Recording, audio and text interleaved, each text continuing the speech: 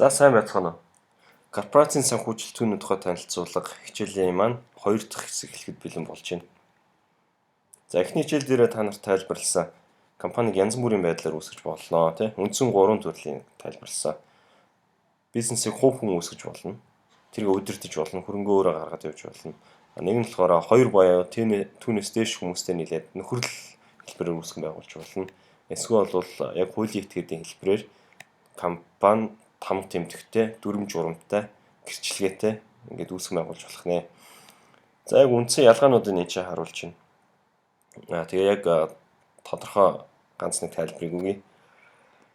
За компани маань хувьцаагаа хөрөнгийн бирж болон хөрөнгийн биржээс гадуур арилжиж нэмэлт их үүсвэр хөрөнгө оруулалт татах боломжтой.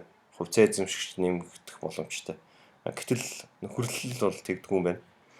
Тухайн нөхөрлөлч нь өөрөө ямар нэгэн нэгдмэл сонирхолтой этгээдүүд нийлээд нэг төсөл дээр хөрөнгө оруулсан гэдэг үүднээсээ зөвхөн хөрөнгө оруулсан хувьцаа эзэмшигчд маань хоорондоо нэг нэгэндээ хувьцаагаа зарж борлуулах боломжтой. Тиймэрхүү хязгаарлалтууд байдаг. Тэгэхээр хуулийн этгээдийн компанийн хувьд болохоор нэгж хувьцаа нэг санал эрхтэй байдаг бол нөхөрлөлийн хувьд бол бас арай өөр байдаг. Нөхөрлөл нь 2 хэлбэртэй байдаг гэж ярьсан. Ерөнхий хэлбэрийн нөхөрлөлийн хувьд болохоор бүх хувьцаа эзэмшигчид бүгд санал эрхтэй байдаг бол хязгаарлагдмал хэлбэрийн нөхөрлөлийн хувьд тэр хөрөнгийг оруулсан хөрөнгө оруулагч оруулсан хөрөнгийнхээ хэмжээгээр санал өгөх хэрэгтэй. Гэхдээ бас санал өгөхгүй байж болно. Тиймэрхүү зохицуулалт байдаг. За доор нь тэр liability гэдээ байж байна. Энээс хоорондох зүйлсүүдийг асууж тодруулах юм байвал бас комментээр асууж болно. Би тодорхой юмуд бол энэ хэлчихье. За liabilities гэж байж байна. За энэ хариуцлага үр төлбөр эрсдэл. За компанийн хувьд болохоор limited liability буюу тухайн компанид хөрөнгө оруулсан хувьцаа эзэмшигч маань зөвхөн хөрөнгө оруулсан хөрөнгийнхөө хэмжээгээр л хариуцлага үүрдэг. Гэтэл нөхөрлөлийн хувьд бол тэгдэггүй юм байна. За ерөнхий хэлбэрийн нөхөрлөлийн хувьд болохоор хувьцаа эзэмшигчд маань компани үр төлбөрт ороод дампуурлаа. Дахиад тэрнээс цаашаа үр төлбөр нь хэгдээд эрсдэл гарлаа гэхэд хувьцаа эзэмшигчд маань тэр үр төлбөрийг хүртэл барагдуулах шаардлагатай болчдөг. За хязгаарлагдмал хэлбэрийн нөхөрлөлийн хувьд болохоор тэгдэггүй юм байна. Зөвхөн хөрөнгө оруулсан хөрөнгийнхээ хэмжээгээр л хариуцлага хүлээдэг. За тэгээд компани маань хязгааргүй хугацаанд амьдран оршин тогтнох боломжтой. Насжилтын хүрээнд болохоор яагаад гэх юм бол тухайн компани ямар нэг компанид нэгдлээ эсвэл дампуурлаа гэдэг тэр хугацаа хүртэл тэр тухайн компани маань оршин тогтнож явах юм дээр л байна л да. За тэгэхээр нөхөрлөлийн хувьд болохоор арай өөр хязгаарлагдмал тийм насжилттай байдаг. Зөвхөн нэг төслийг эхлүүлснээрээ удирдсанаараа дуусгаснараа тий эсвэл тухайн төсөлд хөрөнгө оруулагч нарын санал бодол нь өөрчлөгдснөөрөө ч гэдэг юм уу тий аль нэг хувьцаа эзэмшигч нь асуурснараа ч гэдэг юм уу ерөнхийдөө юм хязгаарлагдмал насжилттай байдаг. За улс орн болгонд хязгаарлагдмал хариуцлагатай компани буюу хувьцаат компани тий олон нийтэд хувьцаагаа гаргасан компаниуд энэ хоёрыг өөр нэрээр нэрлэдэг юм байна. За Германд болохоор corporate limited liability company.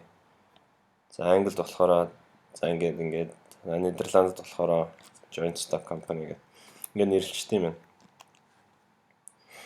За санхүүгийн шинжээчийн үүднээс ямар зорилт тавьж ажиллах ёстой вэ? За та нар бүгдээрээ бодож иж магадгүй. Компанид ажиллаж байгаа л хүн бол ерөөсөө л компани ашиг нэмэгдүүлэх ёстой. Ялангуяа санхүүгийн чиглэлээр ажиллаж байгаа юм бол ашиг нэмэгдүүлэх ёстой гэж бодож иж магадгүй. Эсвэл бол зардлыг багасгах ёстой. Өртгийг багасгах ёстой. Тэгснээрээ нөгөө орлогоос бага зардлыг хасгаараа өндөр ашиг гарна шүү дээ, тийм үү? Ийм өндөр ашигтай ажиллах ёстой. Би тэгж бодож иж болох юм. Эсвэл бол зах зээлд эзлэх өөрийнхөө байр суурийг нэмэгдүүлэх ёстой гэж бодож иж болох юм. За эсвэл бол зөвхөн хувьцаа эзэмшигчдийн хөрөнгийг л өсгөх ёстой. Ингэж бодож ажиллах.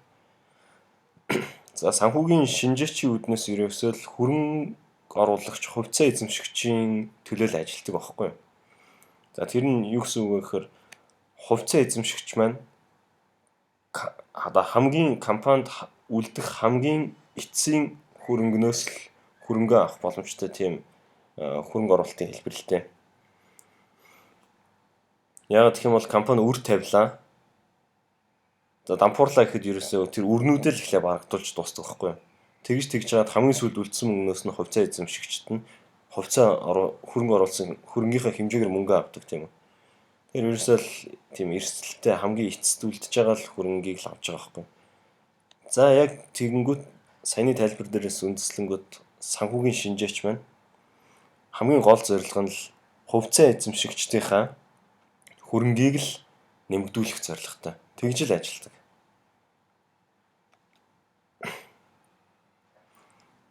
За санхүүгийн шинжээч гэдгээ бид нэр санхүүгийн шинжээч гэдэг маань бид нэр тухайн компаниг удирдах байгаа менежерүүдийг л гэж ойлгоод яриад байгаа шүү дээ, тийм үү?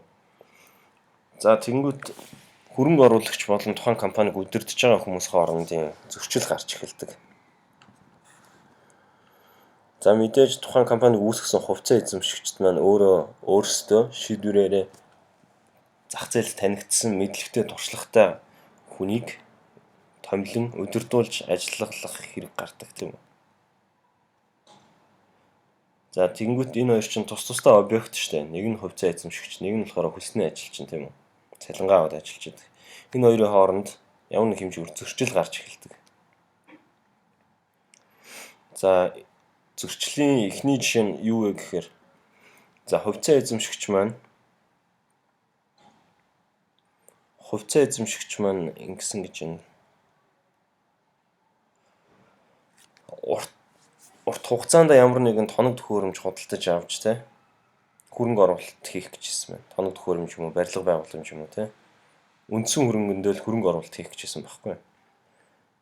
За энэ чэнэс ямар зөрчил үүсэх вэ гэхээр хувьцаа эзэмшигч маань компанийнхаа өөрсдийнхөө үнэлгээг урт хугацаанд нэмэгдүүлэх зорилготой байсан. Тэгтэл нөгөө хөлсний ажилчин буюу тухайн компаниг удирдах ажиллаж байгаа ажилтны хувьд за тухайн ажилтан ч өөрөө нэг тодорхой хугацаанд л ажиллаж байгаа шүү дээ. 3 жил юм уу, 5 жил юм уу хөдөлмөрийн гэрээтэй. Тэгтэл тухайн хугацаанд нь их мөнгө зарцуулагдчихад байдаг. Тэгсэн мөрчлөөс тэр хэмжээний ашиг орлого олохгүй болонгууд нөгөө гүйцэтгэлийн үнэлгээ нь бага гарснаар тухайн менежерийн үнэлэмж нь багасдаг.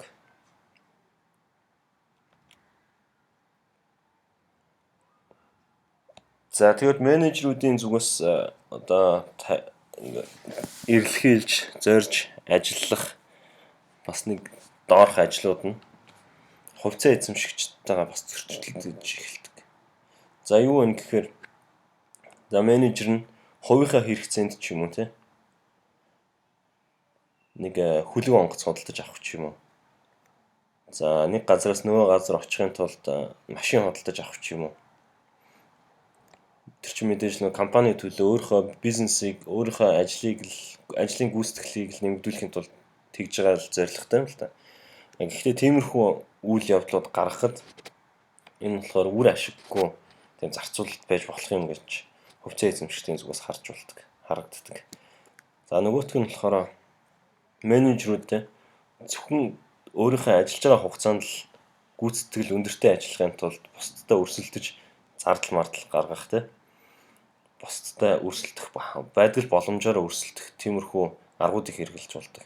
Тэр нь болохоор бас хувьцаа эзэмшигчдийн зүгээс хохиролтой санагдаж болох юм. За менежер нь бас хувьцаа эзэмшигчдээс хамааралгүй байхыг хүснэ тийм үү. Гэх мэтчлэн ямар нэгэн хэмжээгээр корпорацийн corporate governance те иймэрхүү асуудлууд үүсч болох. За энийг яаж шийддэг вэ гэхээр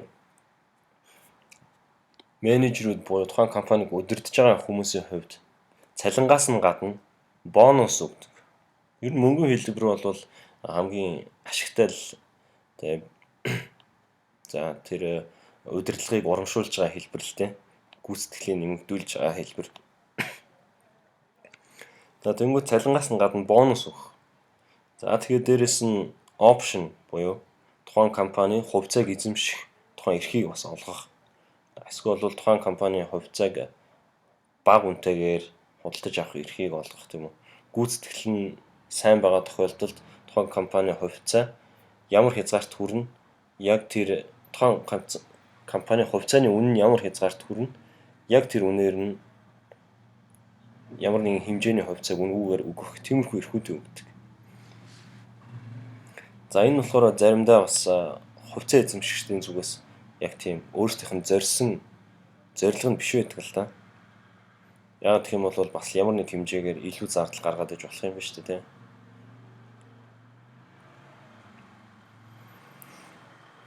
За тэгээд менежерүүдэд ямар нэг хэмжээгээр бонус урамшуулал өгснөөрөө хувьцаа эзэмшигчтэй сонирхлын зөрчил нь багасж ижил сонирхолтой болох зам руу ойртдог. За дээрэс нь бас компани удирдах байгаа удирдлагын хувьд тухайн компани өнөхөр муу ажиллаад ирэнгүүт гаднаас орж ирж байгаа эрсдэл тухайн компаниг худалдаж авах, өөрсдөө нийлүүлэх гадны тийм аюул занал хийллээс хамгаалах зорилгоор тухайн компани менежерүүд нь гүйцэтгэх удирдлага нь үйл ажиллагаагаа улам сайжруулдаг, гүйцэтгэлээ улам сайжруулдаг гэсэн. Эсвэл бол бусад нөгөө тухайн жижиг хувьцаа эзэмшигчтэй тууз буюу төлөөлөл удирдах зөвлөлийнхаа зөвлөл дотор ордоггүй.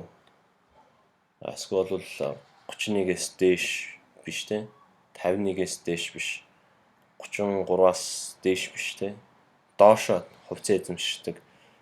хувьцаа эзэмшигчдийнх нь өөрсдийнх нь сонирхлыг хувьцаа эзэмшигчд маань нөгөө бусад хувьцаа эзэмшигчдтэй нөлөөлснөөр өөрсдийнхөө нөгөө компанид оруулсан хөрөнгө оруулалтын хэмжээг нэмэгдүүлэхийн тулд өөрсдийнхөө сонирхлыг илэрхийлснээр тухайн компани менежерүүд бас үйл ажиллагаагаа сайжруулах тохиолдол байдаг.